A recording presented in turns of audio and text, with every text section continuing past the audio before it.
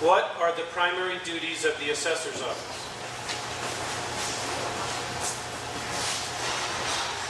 The primary duties of the assessor's office would be basically you go out and the assessor's office goes out and assesses the properties. They make lists.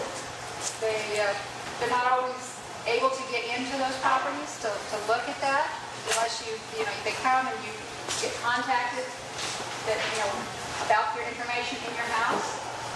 So they measure on the outside of the house, so you've got a square footage from around the house. They do all the assessment of the property. They take care of the recordings that come up from the recorder's office, and any name changes, sales, like that. The assessor's office gives those documentations and has to change that. And so they value, they list, they assess the properties, and that's the majority of the assessor's office, is the assessment, which then goes to the tax roll.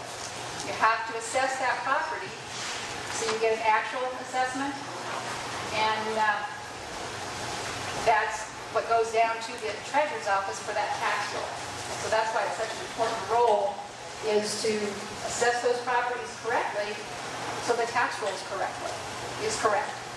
Because then it costs the county money if it's not, because then we have to do abatements on that tax bill. And if you've already paid your taxes, then it costs the county interest. So it's right to begin with, so it's not costing the county to have that back. What is the difference between residential, A1, ag zoning, and commercial zoning? Tell us how all that stuff works for the assessor. There's a percentage of vacant land.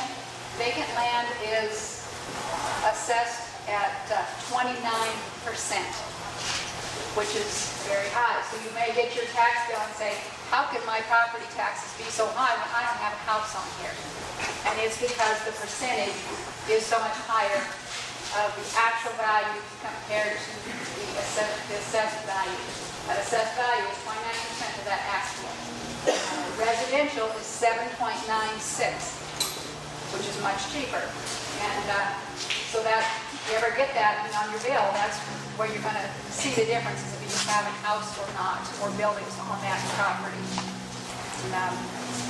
Ag land is 29% of the production on that property. And so usually people that have ag property, the value is the taxes are lower, but because it's valued on the production. And so that makes a difference on that.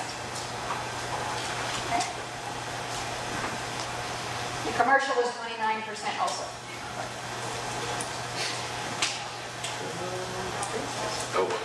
Are you going to honor your oath of office? Absolutely. I really feel like it's an important oath to take, and nobody should take it lightly, because in these positions as elected officials, it's a tough job. I don't care what anybody says, it's a tough job. And if you're not willing to take that oath and put in the time and the commitment for those jobs, then you shouldn't be there, because it is a true commitment, and it's a commitment on your family also. And so your family's got to be willing to go along with that also, because it affects everybody in your family. And it can be a positive, but there's times it can be a negative also. You have to be willing to take that. Two from the floor. Okay, yes. How do you feel about accountability and visibility, especially with regard to budgets? Okay. Accountability and Visibility. of how you're spending your budget? Yes. Okay. I have no problem with that.